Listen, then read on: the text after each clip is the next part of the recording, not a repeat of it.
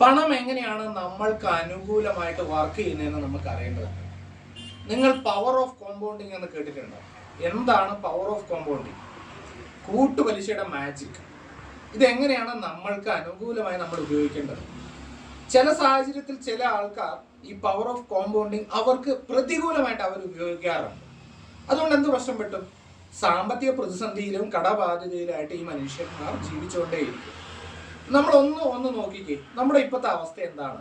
Power of compounding നമ്മൾക്ക് അനുകൂലമായ രീതിയിൽ നമ്മൾ ഉപയോഗിക്കുന്നുണ്ടോ, അല്ലെങ്കിൽ പവർ ഓഫ് കോമ്പൗണ്ടിങ് നമ്മൾക്ക് പ്രതികൂലമായ രീതിയിലാണോ നമ്മൾ ഉപയോഗിക്കുന്നത്?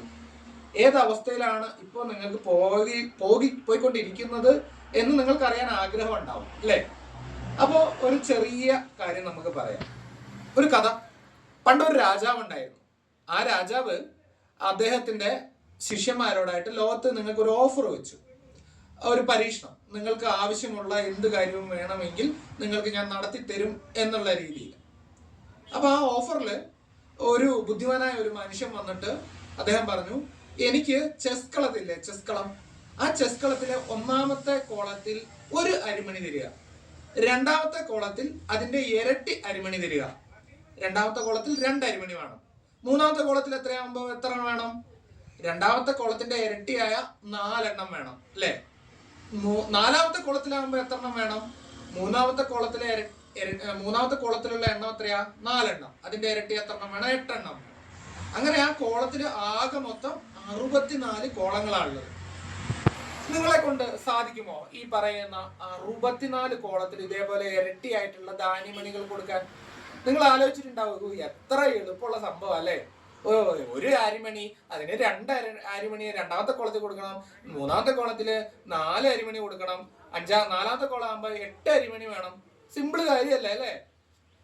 പക്ഷേ ലോകത്തിലുള്ള എല്ലാ അരിമണിയും പെറുക്കിയെടുത്താലും 64ാമത്തെ കോളത്തിലാവുമ്പോഴത്തേക്ക് ആൾക്കാർക്ക് വെക്കാൻ പറ്റില്ല. കാരണം ഇതിങ്ങനെ ഇരട്ടിച്ചോണ്ടിരിക്കും. 1ന്റെ ഇരട്ടി 2, 2ന്റെ ഇരട്ടി 4, 4ന്റെ ഇരട്ടി 8. ഇതിങ്ങനെ പോകുമ്പോ 64ാമത്തെ കോളാകുമ്പോ ലോകത്തിലുള്ള എല്ലാ അരിമണികളും പെറുക്കി ആ കോളത്തിൽ വെച്ചാലും ആ പറഞ്ഞ കണ്ടീഷൻ മീറ്റ് ചെയ്യാനുള്ള അത്രയും അരിമണി ഉണ്ടാവില്ല. അതാണ് പവർ ഓഫ് കോമ്പൗണ്ടിങ്. ഇരട്ടി ആയിക്കൊണ്ടിരിക്കുന്നു എന്ന് പറയുന്നത്. ഇവിടെ നമ്മൾ 100% ആണ് ഇരട്ടിയാകുന്ന അളവ് എന്നുള്ള രീതിയിൽ എടുത്തത്. നമുക്ക് ചില സാഹചര്യങ്ങൾ നമ്മൾ ബാങ്കിൽ നിന്നൊക്കെ ലോൺ എടുക്കാറുണ്ട്. എത്ര ശതമാനം ലോൺ എടുക്കുക? 5%, 10%, 15%. ചിലര് ബാങ്കിന്റെ ലോണിന് എത്രയാണ് പലിശ നിരക്ക് ചാർജ് ചെയ്യുന്നത് എന്ന് ശ്രദ്ധിക്കാറ് പോലുമില്ല. ഇന്ന് ഒരു സുഹൃത്തിന്റെ ക്രെഡിറ്റ് കാർഡിന്റെ പേരിലുള്ള പേഴ്സണൽ ലോണിന്റെ ഇൻട്രസ്റ്റ് റേറ്റ് ഞാൻ നോക്കിയപ്പോൾ 20%. മൂപ്പർ എന്നോട് പറഞ്ഞത് 9% ലോണിന് ഇൻട്രസ്റ്റ് റേറ്റ് ഉള്ളൂ എന്നാ പറഞ്ഞത്. പക്ഷെ നോക്കി കഴിഞ്ഞപ്പോൾ 20%. കറക്റ്റ് 20% അല്ല, 19.80%. അപ്പൊ എന്താ പ്രശ്നം? ഒരു വർഷം 1 ലക്ഷം രൂപ ലോൺ എടുത്ത ആള് അടുത്ത ഒരു വർഷം കഴിയുമ്പോഴത്തേക്കും 1,20,000 രൂപ പലിശയാവും. 20,000 രൂപ എക്സ്ട്രാ കൊടുക്കണം.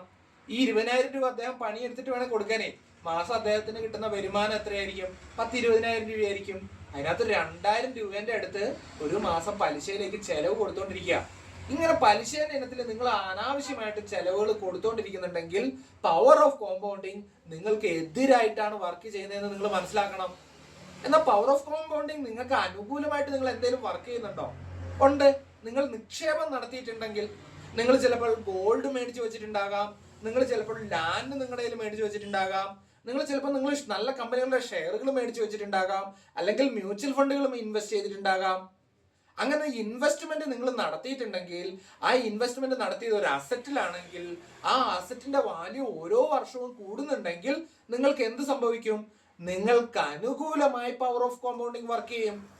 അങ്ങനെ നിങ്ങൾ പവർ ഓഫ് കോമ്പൗണ്ടിങ് നിങ്ങൾക്ക് അനുകൂലമായി വർക്ക് ചെയ്താൽ എന്താ നിങ്ങൾക്ക് മെച്ചം?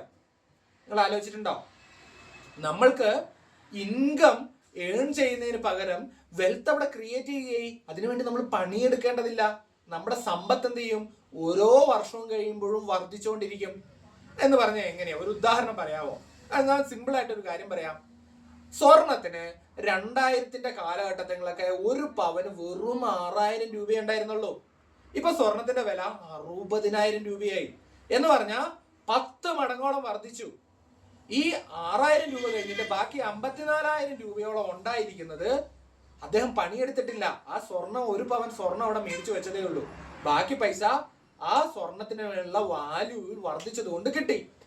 ഈ 54,000 രൂപ ഉണ്ടാക്കാൻ വേണ്ടി അദ്ദേഹം പണിയെടുത്തിട്ടുണ്ടോ? ഇല്ല. സമ്പത്ത് വർദ്ധിച്ചു. അതുകൊണ്ട് അദ്ദേഹത്തിന് എപ്പോ വേണേലും അത് ക്യാഷ് ആക്കി മാറ്റാം. ഇതേപോലെയാണ് പവർ ഓഫ് കോമ്പൗണ്ടിങ് വർക്ക് ചെയ്യുക. ഇതിന് പകരം നമുക്ക് മ്യൂച്വൽ ഫണ്ടിൽ യൂസ് ചെയ്യാം.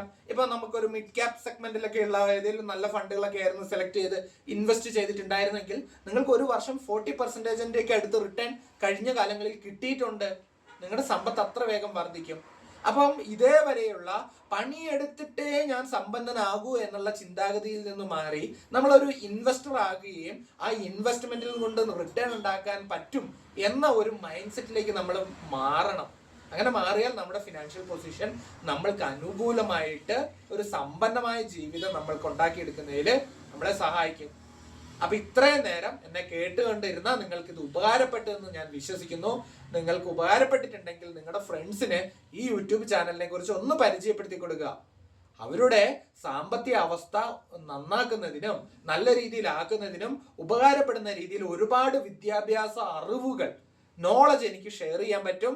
നിങ്ങൾക്ക് ആർക്കെങ്കിലും എൻ്റെ വ്യക്തിപരമായ ഉപദേശങ്ങൾ, എന്തെങ്കിലും സേവനങ്ങൾ ആവശ്യമുണ്ടെങ്കിൽ താഴെ കാണുന്ന ലിങ്ക് ഉണ്ട്. ആ ലിങ്കിൽ ക്ലിക്ക് ചെയ്താൽ എന്നെ ആയിട്ട് കമ്മ്യൂണിക്കേറ്റ് ചെയ്യാൻ പറ്റും, നമുക്ക് സംസാരിക്കാൻ പറ്റും.